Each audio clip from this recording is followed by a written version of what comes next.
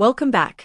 Australia's efforts to secure an exemption from the United States steel and aluminium tariffs are looking grim, according to former Howard Government Minister Peter McGauran. Speaking to Sky News Australia, McGauran made it clear there's little to no chance of Australia getting a carve-out unless Prime Minister Anthony Albanese puts a deal on the table that directly benefits the US. It's no secret that Trump's return to the White House has brought a different playing field. According to McGauran, this time around, Trump's administration isn't budging on tariffs, especially given the personal stance of his senior trade advisors, Peter Navarro and Jemison Greer. These two were strongly opposed to Australia's original exemption back in 2019 and still hold a grudge. They believe Australian companies took advantage of that exemption and expanded their market share beyond what was agreed, McGauran explained. That did happen, but not because of any sneaky business. Russia's supply issues played a huge role. But that won't change Trump's stance. So, what does this mean for Australia?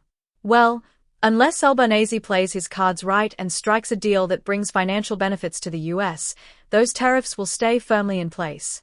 It's a massive week for Australia, not just because of the trade tensions with the US but also with the Reserve Bank of Australia, RBA, set to decide on interest rates in the coming days. And let's be real, it's not just mortgage holders hanging on every word.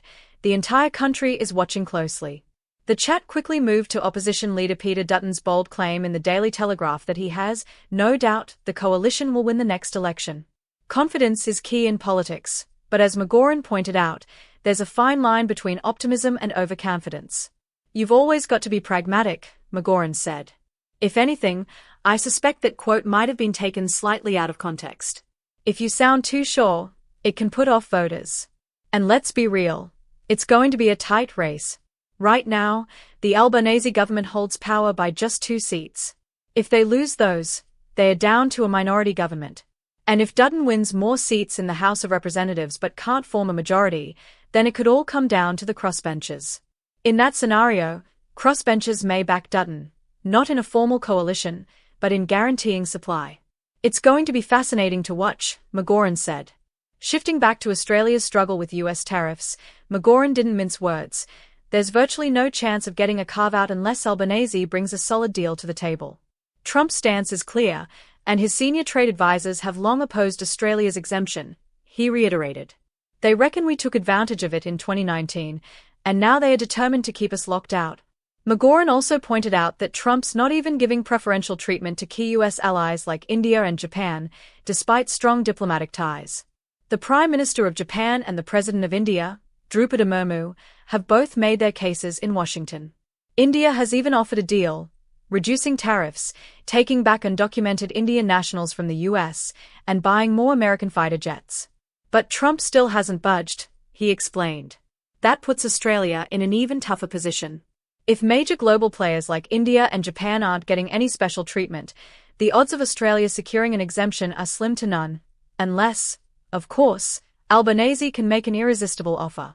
While the tariff battle is a serious economic issue, McGauran doesn't believe it will have major consequences for the broader US-Australia alliance. That said, he did highlight one key factor: China. If Albanese has any leverage, it's Australia's role in the Indo-Pacific. We are a key player in countering China's influence, and that's something Trump will acknowledge, he said. Australia recently made its first $500 million US payment for the AUKUS submarines, a move that underscores the strength of the alliance. But will that be enough to sway Trump on tariffs? Probably not. Trump is transactional. If Albanese wants relief on those tariffs, he needs to offer something that puts money in America's pocket. That's just the reality of dealing with Trump, McGauran stated.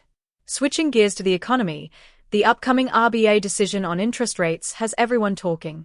McGauran has long held the view that a rate cut isn't coming just yet, but he admitted he could be forced to rethink that position. The underlying rate of inflation is sitting at 3.2%. That's close to the RBA's target of 2 to 3%, but it's not quite there, he explained. If the RBA doesn't cut rates on the 18th of February, McGauran believes relief could come as soon as April. Inflation is trending down, so it's only a matter of time. If they don't move in February, I'd bet on an April cut, he said. There's also speculation that the timing of a rate cut could be influenced by the looming election. If the RBA holds off for now, a cut in May could provide a boost heading into the federal election. If they hold off next week, A May cut could give the government a bit of wind in its sails, Magoran noted. That's politics for you. At the end of the day, Australia is facing an uphill battle on multiple fronts, securing relief from US tariffs, managing economic pressures at home, and navigating an increasingly uncertain political landscape. With Trump back in charge and taking a hardline stance, Albanese will need to put a strong deal on the table if he hopes to see any movement on the tariffs. Meanwhile, all eyes are on the RBA as mortgage holders and businesses wait to see if interest rate relief is coming sooner rather than later. One thing's for sure, it's going to be a huge few months for Australia. That's all for today. Let us know what you think in the comments below. We'd love to hear your thoughts. Make sure to like, subscribe, and hit that notification bell so you don't miss our next update. Until then, take care.